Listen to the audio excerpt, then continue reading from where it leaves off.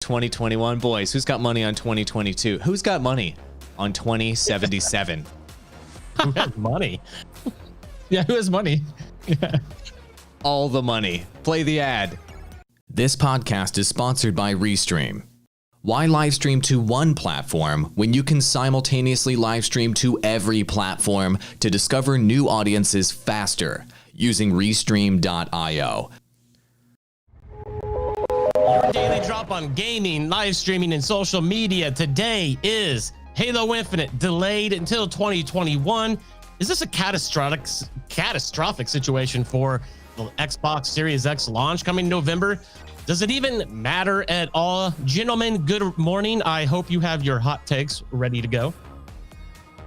I absolutely have my hot take ready to go. In sneak preview, I think this is totally catastrophic for the launch of Xbox Series X, but long term, this is probably the right move. I mean, if they launched a, half-baked garbage Halo title, the game would be forever bad. However, the sales for the Xbox Series X are going to be completely devastated this holiday season. PlayStation 5 is going to dominate the market. It's going to be totally ridiculous. What's your quick hot take, Perrin? And then we're going to review all the details and what this means. Perrin, what do you think? I mean, this was the launch title, right? So, what's left? Is there anything left? Actually, I did pull up an article to see actually what is left after that. I mean, I think they were really riding on the nostalgia of Halo for selling the launch of Xbox Series X. And now all they've got is what? They've got the Medium, Scorn, Tetris, and Yakuza Like a Dragon. And I think these are it. None of these are going to be blockbusters or were well known from what I understand. I don't know a ton about them, admittedly. But that's like 4 launch titles. There's nothing there. Without the game, how do you sell this at Christmas time? How do you sell the Xbox Series X? I don't see how you do it. I mean, if you compare it to PlayStation 5, they've got Spider-Man. They've got all these other ones. I don't know. If kids are making the decision, or parents are making the decision for their kids, they're going to go for the one with the game. Here are the PS5 launch titles over here. There's 15 of them listed, but the main one being Marvel's Spider-Man. So, yeah, I think it's catastrophic. It's going to hurt their sales in the short term, but maybe with their Game Pass, they'll be okay long term. You know a little bit more about the Game Pass stuff, AWOL. Yeah, so I mean, I agree with you. I think that the Spider-Man game on PS5 is going to really sell the console. I mean, one thing that's really missing here, before we go into Game Pass, one thing that's really missing here for Xbox Series X is a game that shows the next-gen-ness, that sells the reason you have to upgrade your hardware to something new and expensive. And, for PlayStation 5, obviously having a gorgeous looking Spider-Man game with amazing graphics, low loading times, they're going to be able to show cool moves. You're going to be able to see the value on the screen when you watch that trailer, when you watch those gameplay previews. Halo Infinite was supposed to be that. Halo Infinite was supposed to be the game where you could see the value of the hardware on the screen before you purchase the product. And we have yet to see that value. I mean, here's the value they showed. I'm pulling it up on the screen right now. And this value looks like, it looks like maybe 1 or 2 generations ago. I mean, this game looks like, honestly, it looks a year or 2 half-baked before launch. Ross, what is your take? I mean, is Xbox going to be able to even show anything at all that looks next gen? I mean, Tetris certainly isn't going to fill the bill. Yeah. Well, we still got a lot of AAA titles here. You got Assassin's Creed Valhalla, you got Cyberpunk coming out, plus you got Madden, NBA 2K, which are always top 10 sellers every year. Listen, I don't think it's going to be catastrophic. I think it's definitely going to hurt them not having Halo Infinite at launch, but it's not going to. I think people who still are fans of Xbox and still fans of Halo and want to get in on this new Halo game coming out, if not for the story, then just for the multiplayer that's supposed to be excellent, I think they're still going to go Xbox. However, for people who are on the fence, though, and it being a holiday season, it's not, Sony's, but we say this. So, yes, Sony, the PlayStation 5 is going to outsell Xbox Series X, but that's literally always been the case. There's never been an Xbox console that has sold more than its Sony predecessor. So we're talking PlayStation 2 sold more than the original Xbox by a long shot. I think PS3 sold, it was actually pretty close. There's only like 1 million or 2 million more than what Xbox 360 sold. We all know the PlayStation 4 sold more than Xbox One. That trend's just going to keep going because Sony has more to offer. But that I don't think it's going to hurt Microsoft at all necessarily. They're going to take a huge loss this holiday season by not having Halo Infinite there. But long term, we all saw the same trailer. They didn't have a choice but to do this. Am I right? Like they had to delay this. I mean, I'm just pulling up the by the way, it looks gorgeous. Streaming this on Discord looks gorgeous. It's like perfect, by the way. But it tanks our video feeds, by the way. But anyway, looking at this trailer, I mean, the gameplay, it looks responsive. He's got a grappling hook. It looks like they've got the bones of something that could be good in about 2 years. But this looks like early tech alpha footage that maybe you would show 2 to 3 years out at E3 before you reveal it to the public. You know what I mean? This is certainly not a 3 months out footage. And so, I mean, the textures aren't there. The details aren't there. The frame rate as you're going up this elevator is chugging. The textures are popping in and out.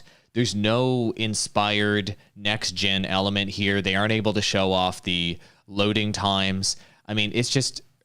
There's nothing here that looks next gen at all. It's just like, look, we built the bones of a Halo game. Look at it. This is definitely not even close to launch. I'm concerned that 2021 is too early for this game. I mean, when I saw this gameplay, I mean, on our last podcast, I called it hot garbage. This isn't even close to being where we need to be to show it to the public, in my opinion. This is like way out. This looks years out. From what I'm seeing. Look, I'm not a developer, but this footage that we just looked at right there looked like the tech alpha footage you see like 3 years pre-launch. And this is just the campaign. And the thing that really concerns me about their 2021 release date, I think they should have just TBD'd it. I think they maybe should have just said it'll be done when it's done, because we might be looking at a second delay. So I'm going to call it right now, a second delay, because they didn't even show any multiplayer gameplay here. And so what are they even going to do with multiplayer? If the campaign is that far away from being ready for launch, how far away do you think the multiplayer is? All of the tweaking, all of the optimization, all of the itemization, all of the elements that need to be completed in order for multiplayer to be there. I mean, this game looks years away. That's just from my opinion. And that's just from my anecdotal experience, having looked at thousands of games for the last 10 years and watching the marketing cycles. What do you guys think?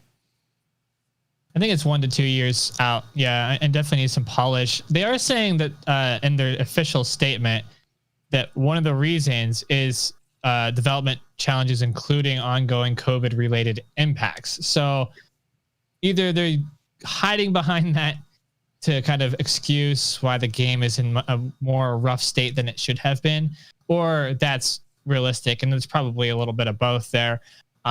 So there is some realisticness that they're being impacted by COVID, and it's slower. The development on it is slower than anticipated, and honestly, that's an okay thing considering we're going through a pandemic. It's a video game. There are some important things to focus on in life, and maybe surviving is one of them.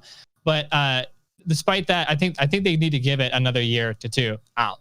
You know, at this point, once you've delayed once, it's fine. I think they can delay again, and they can just put it under the fact that they are creating the best product for their fans they want to create. The thing is, every time they do that, it's going to raise expectations. So if the core of the game and the core game engine is rough and is kind of bad, then that's a problem. And they're going to be increasing expectations that they can't deliver on. And we've seen this happen time and time again. They'll sell lots of launch copies, but 3 months in, everyone will abandon ship. So, I mean, there's no way for us to know right now. There's just absolutely no way for us to know whether the bones of this game are actually going to be good or not. Maybe there's just using an outdated engine. Maybe they didn't update it yet. I don't know. I mean, we will see. Time will tell. But at the very long or short of it, they need at least another year to polish this thing up. As Fahaz saying in live chat on YouTube, Halo Infinite doesn't look like a next-gen game. It looks maybe because of backwards compatibility. Yeah, people are using backwards compatibility as a reason they would kind of hold the graphics back to keep it compatible with Xbox One, the current gen. And, and they've talked about how they want a 2-year timeline in terms of compatibility with current generation to the next generation before they abandon the current generation, which is a smart strategy. And that fits in with Xbox's overall strategy of, we have a 4-year catalog of games that you can play. Folks that are, on the current consoles, you've got years to transition over to the next generation. You won't lose your games as long as you have Xbox Game Pass. Everything's going to be good there. So they're going with this like longer term subscription based strategy. And so folks are speculating that that's why the graphics look, and I'm going to pull it up again, look like this. I'm going to say, I think the graphics look like this because the game isn't even close to being in like even the polishing stage. Like that's why the graphics look like this. They haven't even started putting the details and the textures and the gorgeous elements on the game to make it even next gen at all, or even just gotten even close to that, because they are years away from the game being ready, in my opinion. That's what it looks like to me. I don't think that they would purposefully nerf the graphics down this low strictly for backwards compatibility's sake. That doesn't make any sense at all. The folks that are developing this game know better than that. They are hardcore Halo fans, a lot of them themselves, and they know that fans wouldn't put up with that. Though they won't publicly admit that at any point. I think that's the real reason I don't think it's backwards compatibility. Ross, what do you think? I don't think people care about graphics as much as what we lead on to believe. In fact, I know that. I talk to people literally every day about that. When I ask them to list off their most important features of a game, it's always story, gameplay, and then graphics. Graphics is almost universally last. Very rarely do I see somebody that actually puts graphics at the top of their list. And we have to remember, let's go back and look at Xbox One and PlayStation 4 back when they first came out in 2013. There was not much difference then between the late games of the set of the 360 and PlayStation 3 generation and the early games of the PlayStation 4 and Xbox One. There wasn't much difference there, but when you go back and look at where those consoles are now, where the PS4 and Xbox One are now compared to where they were in 2013, it's night and day. So we have to remember that just because we're getting a new console upgrade doesn't mean we're going to see its full potential until multiple years from now as more technology is developed to get there. But no, this obviously, I agree. I think it kind of, the graphics don't look that fantastic to this. However, I would say if they were to release this as is right now, I don't think people are going to say, I'm not buying this because of the graphics. I think it would sell probably just as many copies as it would if the graphics look, fantastic, because there's going to be improvements. We know there's going to be improvements. Yeah, that makes sense. So, I mean, there will be improvements over time. I think. Go ahead, Perrin. I was gonna change to I had a hot take here. So finish with your thought, because I'm gonna totally change the direction. Okay, and whenever you have your hot take, pause the video because it's tanking everybody's cameras because the video is so high quality. But go ahead. Okay, so we're pitting Xbox versus PlayStation because of this whole console wars thing. The console, there's not really a war here going on. I mean, realistically, Microsoft has not been has not been competitive to get the good titles for at least the last 2 generations. So PlayStation and Sony have a cornerstone on that. And I couldn't find a source, but I did read, Microsoft just can't compete with Sony in terms of acquiring the best next-gen titles and acquiring those really, really good titles. They don't need to. They're doing their own thing. I don't really think there's a console war anymore. Each company is kind of carving out their niche. Xbox really carving out that we can do PC and console at the same time with our products and services. And Sony really carving out its niche of we get the pinnacle great games that you want to play. And they're each pulling in 2 different directions. Microsoft isn't really trying to that hard to get the next gen titles from Sony. They're just not doing it. So there is no console wars anymore. I think in the marketing world, we love to pit them against each other because it's so much fun and it's so much fun for a podcast and for discussion. But realistically, they don't need to be pitted versus each other anymore. If you look at it from a consumer standpoint, it's great to be an Xbox fan and it's great to be a Sony PlayStation fan. Sony PlayStation fan, you get the best titles, you get a great system.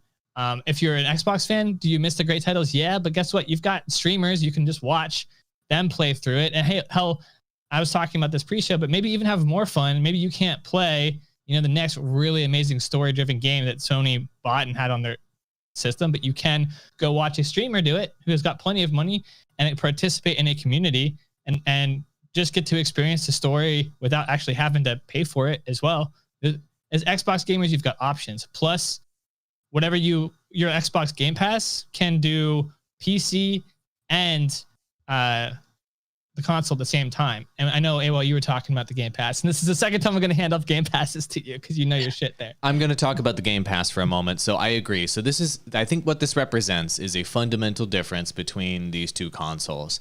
Xbox has to have Halo Infinite out there, and I guess maybe they'll do it in the second year of their console. At this point, they don't care. As a way to show the power of the hardware and as a system seller. But at the end of the day, they only need one of those ever. They can create a Halo Infinite version of the console. They can have a nice skin on there, a nice Halo Infinite controller. They can sell that bundle, and I don't know, it'll keep interest high for the console. And they'll use Halo, and they've been using Halo Infinite, and they will continue to use Halo Infinite in marketing materials to sell the hardware. But the Xbox Game Pass is everything. And I think the Xbox Game Pass is what's going to ultimately have Microsoft win this next generation versus PlayStation over the next 6 to 7 years. Microsoft will make more money than PlayStation will for that reason.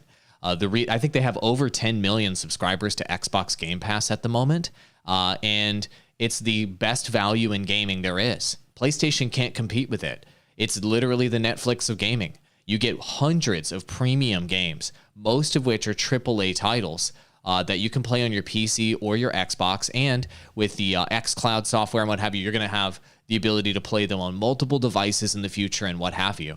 PlayStation can't even come close to that. PlayStation's trying to create their own service, but they're way behind in terms of cloud gaming. They're way behind in terms of library. They're behind at this particular type of model. And at the end of the day, subscription revenue wins the day in 2020 and beyond. As we've seen from the launch of Disney Plus launched and hit their subscription targets for 2023, I believe it was, this year.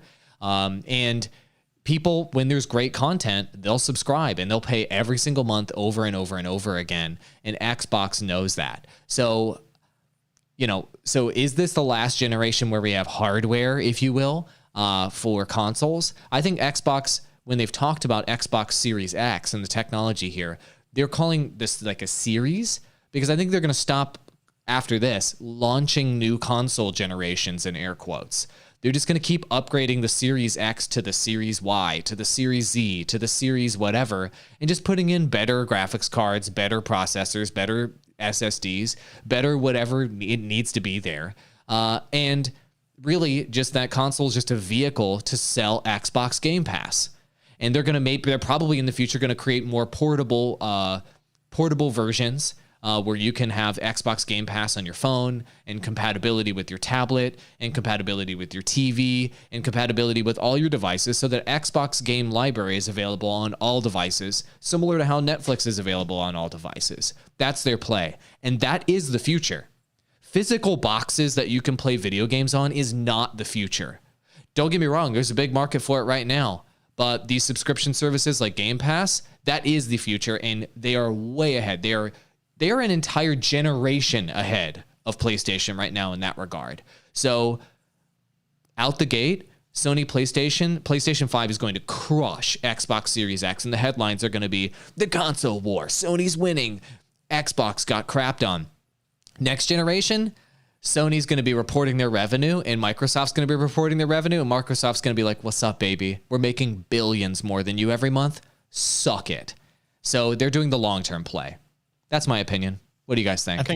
I love it. And I love the fact that this whole console war thing, and Perrin, you're absolutely right. There's no war. This is like in sports when you have rivalries, but one team always wins. It's not really a rivalry at that point. You're just getting your ass kicked. And if we're looking at the number of units sold, it's just since the first Xbox, Sony has completely outsold Microsoft in every situation.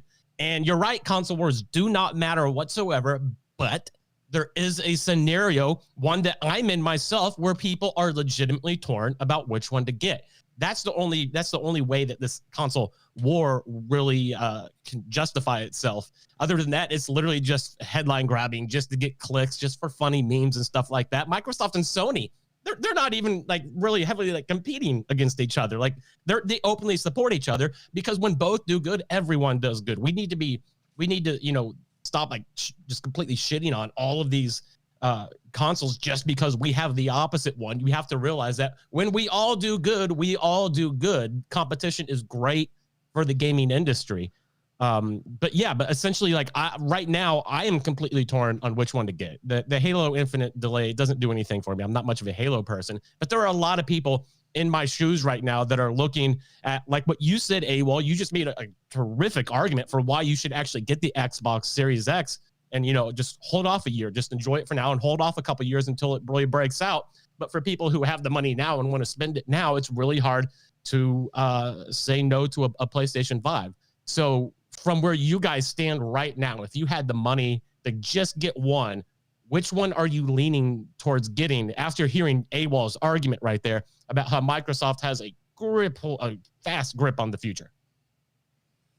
I mean, I'm definitely getting PS5, but I come from a different perspective as a content live streamer. So I want access to those titles that I want to play. And also I want to play some of the more recent titles that were for PS4 on the PS5, like Ghost of Tsushima, The Last of Us Part 2. I don't have a PS4 currently, so I'm in a kind of a unique scenario, I guess. So I'm holding out for PS5 specifically to play some of like the best titles that have been going on right now. And then I could totally wait and I'd probably grab Xbox like a year or two later after that. Yeah, here, same thing here. There's no reason for me to grab an Xbox because I have a PC. So having a PC with Xbox Game Pass is basically the same as having an Xbox with Xbox Game Pass. So I get all the games. I get all of the Xbox exclusives that come out as a part of that subscription. There's no reason for me to get an Xbox. Like we talked about earlier, it's just which Microsoft-owned vehicle do you have for Xbox Game Pass? You pick your flavor. If you want to get the console, cool. If you want to stick with your PC, cool. If you want to use your laptop, whatever. It's all the same crap. So the only piece of hardware that's worth buying if you already own a gaming PC is the PlayStation 5. And I will be picking up a PlayStation 5 for those exclusives. And also, the other thing to consider is if you want to be playing games, not all games are cross-platform. We're starting to get there, right? But if you're playing multiplayer games and you want to be able to have low queue times and you're live streaming, or you just want to be able to have low queue times in general, or you want people to be able to join your lobby and they haven't enabled crossplay yet, which happens sometimes 6 months, a year later in a lot of these games, you should get a PlayStation 5 because your queue times in your lobby are going to be crap on Xbox and PC in comparison to PlayStation 5, especially this generation. I mean, PlayStation 5 is going to outsell Xbox by like probably 10x. Who knows? It's going to be insane. It's going to be maybe not 10x, but it's going to be a slobber knocker. Like they're going to crush. And so if you want those big, if you're running a live stream or you want to play with your buddies and you want people to join, they're probably going to have a PlayStation 5. They sure as heck aren't going to have an Xbox Series X this holiday season. Certainly not for the next year. So all of those are, that's why PlayStation 5 is really the only compelling console to buy right now. I don't think it's a good idea to buy Xbox Series X unless you are just wanting an upgrade and you want to just play whatever games are on Xbox Game Pass and you want to be that type of consumer, cool. But, in that case, you just get to play the cross-platform titles. You're good. Just keep in mind, you're going to have a major sacrifice unless your game is cross-platform where you can't play with the majority of your friends unless they're already on Xbox. That's been a problem in previous generations, but that problem is going to be compounded massively this generation until crossplay becomes the industry standard for everything. And I still think we're a few years out from that. Ross, take us out of here. Gladly. This was your daily drop. Full replays available on YouTube. If you missed anything, subscribe to the audio version, iTunes, Google, Spotify, iHeartRadio, every podcasting platform out there. We will be back tomorrow. Happy creating. And we're still on the air because I forgot to tell everybody, we're restreaming right now on Twitch, DLive, Facebook, YouTube, and Periscope. And if you guys want to restream on all platforms yourselves, do it. using Restream. Link in the bio, link in the about section, and the description of this video. Use code DROP25, DROP25. I'm pointing right at you, everybody. DROP25 to get 25% off Restream.